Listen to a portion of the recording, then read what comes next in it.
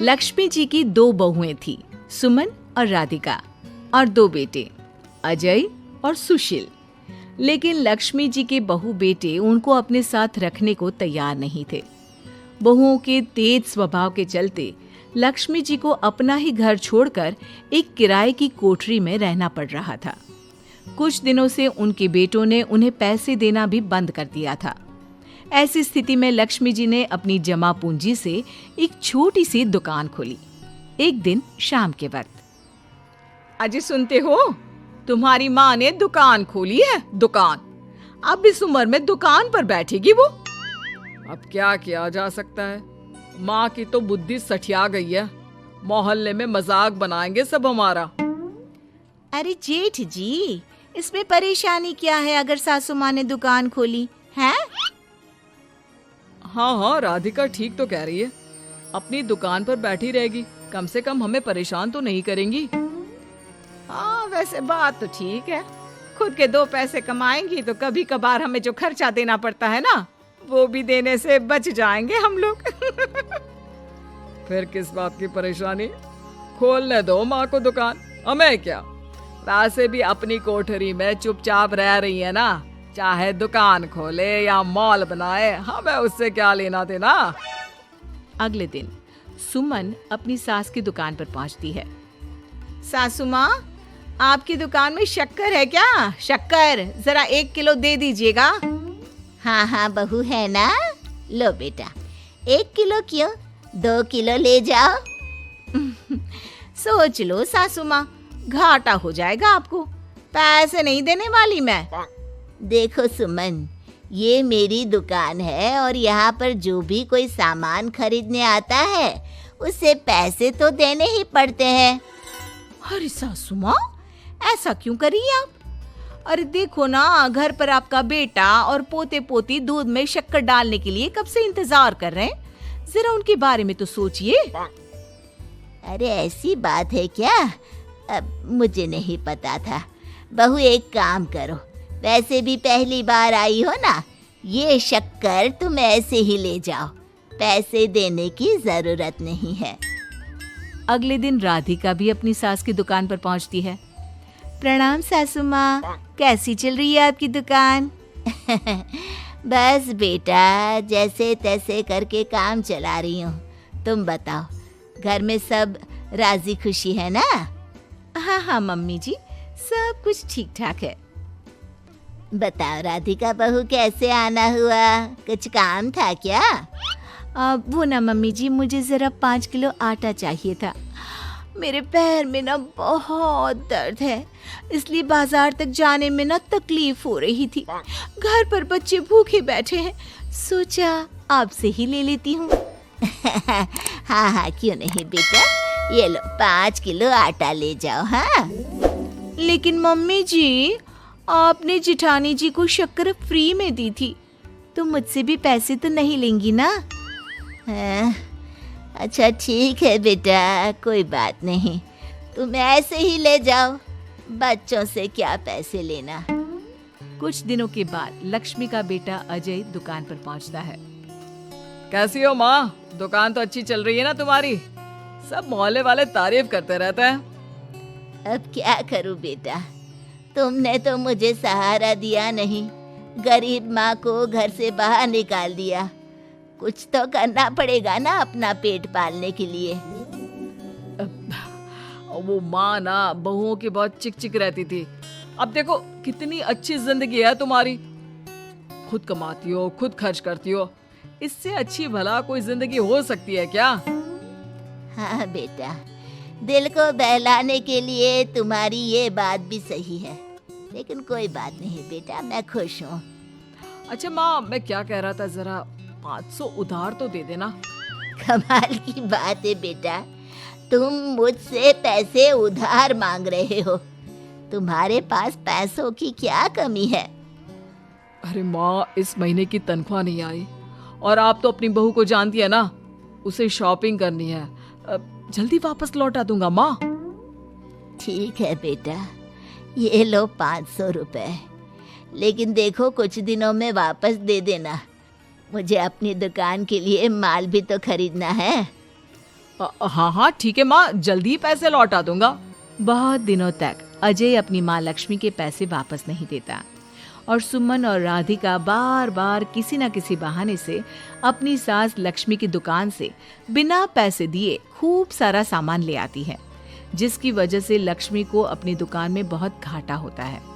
फिर एक दिन जब राधिका सामान लेने के लिए लक्ष्मी की दुकान पर पहुंचती है, सासू माँ जरा वो 1 किलो दाल तो देना। नहीं बहू, अब मैं तुम्हें या सुमन को कोई सामान फ्री में नहीं देने वाली। तुम लोगों ने कभी कोई मदद नहीं की मेरी, उल्टा मेरी दुकान से फ्री का सामान ले जाकर मुझे मुश्किल में डाल दिया है। लेकिन मम्मी जी, हम तो आपके बच्चे हैं ना। अगर इतना ही मेरे बच्चे हो तो फिर मुझे घर से बाहर क्यों निकाल दिया? देख बहू, अब मैं तुम्हें 1 रुपए का सामान भी फ्री में नहीं दूंगी।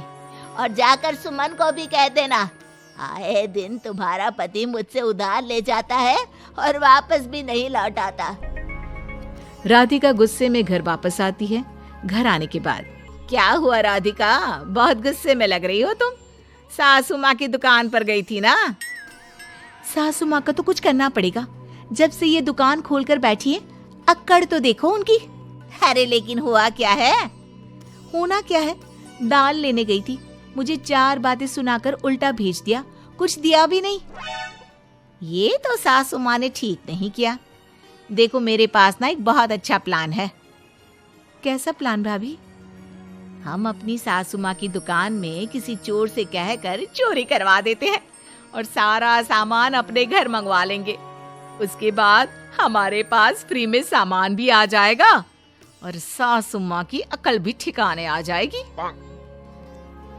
ठीक है भाभी, मैं आपका पूरा साथ दूंगी। अब जल्दी से ये काम करवा दीजिए। और 2 दिनों के बाद सुमन और राधिका एक चोर से मिलकर लक्ष्मी की दुकान में चोरी करवा देते हैं। हे भगवान, ये क्या हो गया? इस उम्र में जैसे तैसे अपना गुजारा कर रही थी, लेकिन चोर मेरा सारा सामान लेकर चले गए। हमें क्या होगा? तभी वहां पर राधिका और सुमन पहुंच जाती है। क्या हुआ सासू माँ, बहुत दुखी लग रही हैं आप? अरे क्या बताऊं, मेरी दुकान का सारा माल चोरी हो गया। अब अगर आप अपने ही बहू बेटे को सामान नहीं देंगी तो ऐसा तो होगा ना सासू माँ। अब राधिका की बात सुनकर लक्ष्मी को यकीन हो जाता है कि इस चोरी के पीछे कहीं ना कहीं उसकी दोनों बहुओं का ही हाथ है। लक्ष्मी एक प्लान बनाती है, पैसे उधार लेकर अपनी दुकान में फिर से खूब सारा सामान ले आती है। अरे भाभी, देखा आपने, सासू माँ की दुकान तो फिर से सामान से भर गई है। हाँ वही तो, मैं तो सोच रही थी कि एक बार में उनकी अकल ठिकाने आ जाएगी, पर लगता है फिर से कुछ करना पड़ेगा। लेकिन अब हम क्या कर सकते हैं? अरे वही जो हमने पहले किया था। इसका मतलब फिर से चोरी करवाएंगे? हाँ, उसके बिना हमारा काम कैसे चलेगा? और इस बार चोरी करने हम दोनों चलेंगे, कुछ नहीं छोड़ेंगे उनकी दुकान में। सुमन और राधिका दोनों मिलकर लक्ष्मी की दुकान में चोरी कर लेती हैं और सारा सामान चुपचाप अपने घर के स्टोर में लाकर रख देते हैं। लेकिन सुबह होते ही लक्ष्मी पुलिस लेकर सुमन और राधिका के घर पहुंच जाती है। इंस्पेक्टर साहब, मेरी इन दोनों बहुओं ने ही घर में चोरी की है। अरे ना ना इंस्पेक्टर साहब, ये हम पर झूठा इल्जाम लगा रही हैं। अरे हम क्यों इनकी दुकान में चोरी करने लगे? माँ, आपको शर्म नहीं आती अपनी बहू पर झूठा इल्जाम लगाते हुए? हाँ माँ, हम आपके बेटे हैं और ये आपकी बहुएं हैं, आप ऐसा कैसे कर सकती हैं? लक्ष्मी जी, क्या आपके पास कोई सबूत है? अरे इंस्पेक्टर साहब, आप इनकी बातों में मत आइए। ये हमारी माँ है और इनकी दिमागी हालत ठीक नहीं है, इसीलिए तो हमसे अलग रहती हैं। इंस्पेक्टर साहब, मेरी दिमागी हालत बिल्कुल ठीक है और मेरे पास इन दोनों के खिलाफ बहुत बड़ा सबूत है। बताइए क्या सबूत है आपके पास? आप जरा मेरी दोनों बहुओं के हाथ पानी से धुलवा दो, फिर सब कुछ साफ साफ पता चल जाएगा।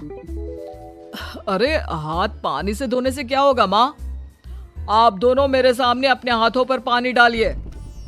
जैसे ही राधिका और सुमन अपने हाथ पानी में डालती हैं, उनके हाथों का रंग लाल हो जाता है और ये देखकर सब लोग हैरान रह जाते हैं। अरे ये क्या, तुम्हारे हाथों का रंग अचानक से लाल कैसे हो गया?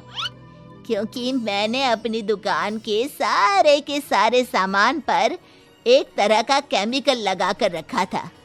मुझे पता था जो भी चोरी करने आएगा वो सामान को अपने हाथों से उठाएगा और उसके हाथों पर रंग लग जाएगा।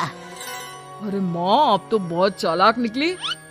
इसे चालाक नहीं बेटा, बुद्धिमान कहते हैं।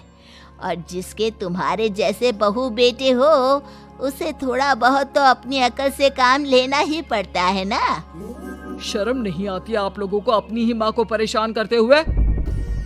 हमें माफ कर दीजिए सासू माँ, हम आइंदा ऐसी गलती कभी नहीं करेंगे। और हाँ, आपको अपने साथ रखेंगे, आपकी सेवा करेंगे और पूरी इज्जत भी देंगे। हमें माफ कर दीजिए।